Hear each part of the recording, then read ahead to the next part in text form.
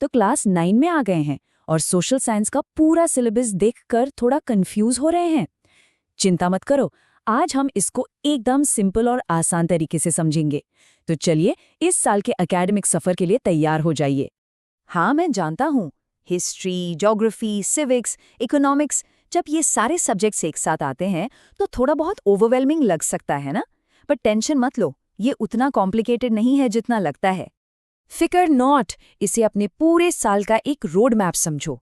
हम मिलकर कवर करेंगे कि आप क्या पढ़ने वाले हो और सबसे इम्पोर्टेंट, ये सारी चीजें आपस में जुड़ी कैसे हुई हैं। तो चलो शुरू करते हैं। अच्छा, सबसे पहले सबसे बेसिक सवाल, ये सोशल साइंस है क्या चीज?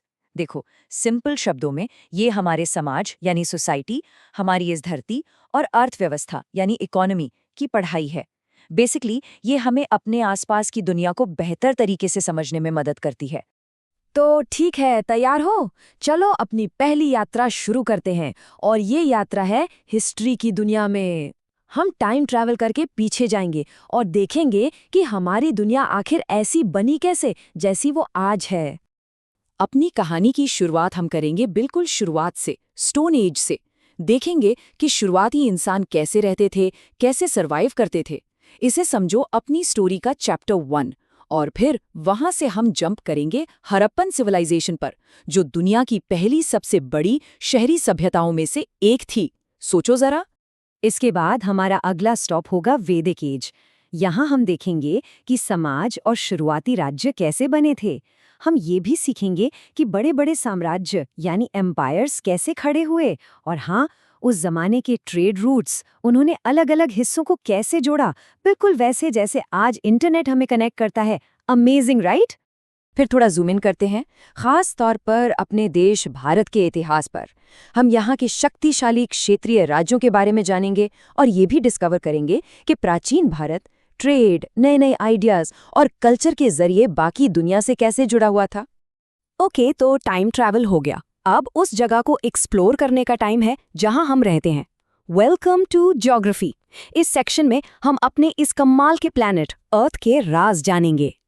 हम धरती के अंदर की पावरफुल शक्तियों के बारे में पढ़ेंगे जिन्हें कहते हैं प्लेट टेक्टोनिक्स। जरा सोचो, बड़े बड़े पजल के टुकड़ों की तरह जो हमेशा हिलते रहते हैं। यही तो वजह बनते हैं भूकंप और ज्वालामुखियों की, और यही बनाते हैं ऊंचे ऊंचे पहाड़ और गहरी घाटियां। इसके बाद हम ऊपर आसमान में देखेंगे, वेदर और क्लाइमेट में क्या फर्क है, ये हम समझेंगे। हम भारत के लिए मॉनसून की अहमियत को भी देखेंगे और एक बहुत ज़रूरी टॉपिक, क्लाइमेट चेंज का हमारे एनवायरनमेंट पर क्या असर पड़ रहा है, इस पर भी बात करेंगे। ये धरती सिर्फ पत्थर और हवा से नहीं बनी, ये तो जिंदगी से भरी हुई है। तो हम अपने समुद्रों, जंगलों और वहाँ रहने वाले जीव जंतुओं की इम्पोर्टेंस को एक्सप्लोर करेंगे। और हाँ, सबसे ज़रूरी, हम ये बड़ा सवाल पूछेंगे, आखिर हमें अपने एनवायरनमेंट को बचाना क्यों चाहिए। तो हमने इतिहास देख लिया, धरती को समझ लिया। अब चलो उन समाजों को समझते हैं जो इस पर रहते हैं। सिविक्स का ये सेक्शन उन नियमों और ढांचों के बारे में है जो ये तय करते हैं कि हम एक साथ मिलजुल कर कैसे रहते हैं। तो यहाँ एक बहुत बड़ा सवाल आता है, ये डेमोक्रेसी, जिसे हम लोकतंत्र कहते हैं, आखिर है क्या? हम ये शब्द हर जगह सुनते हैं, पर क्या हम इसका असली मतलब जानते हैं?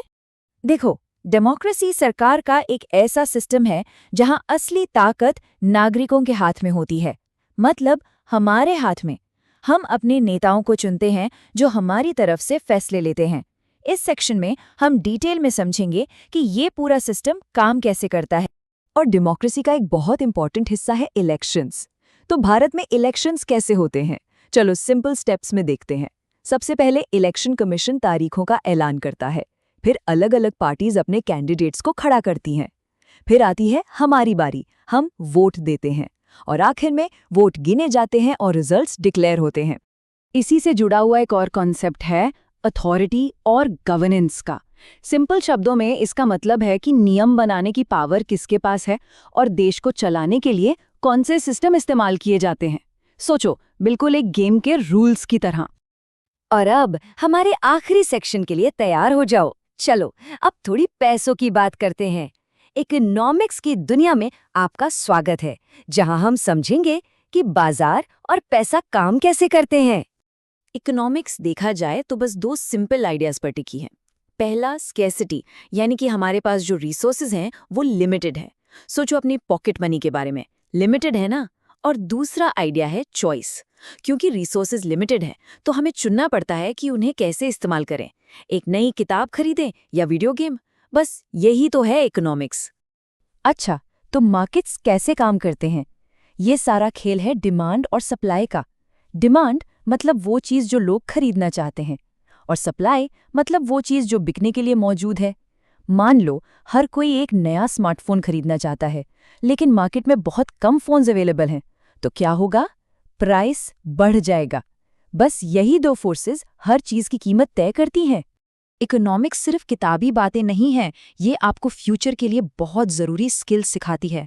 आप बिजनेस शुरू करने के बेसिक्स सीखेंगे और पर्सनल फाइनेंस भी, मतलब अपने खुद के पैसे, अपनी सेविंग्स और इन्वेस्टमेंट्स को मैनेज कैसे करना है। ये तो लाइफ स्किल है। तो ये रहा आपका पूरे साल का सिलेबस। अब सक्सेस के लिए कुछ छोटी छोटी टिप्स। हर चैप्टर पढ़ने के बाद उसे अपने शब्दों में समराइज करो। क्लास में सवाल पूछने से कभी मत डरना। जो भी सीखो उसे अपनी रियल लाइफ से जोड़ने की कोशिश करो।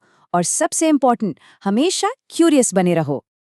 तो अब आपका सिलेबस एकदम क्रिस्टल क्लियर है ना? तो बस अब तैयारी शुरू करने का समय आ गया है।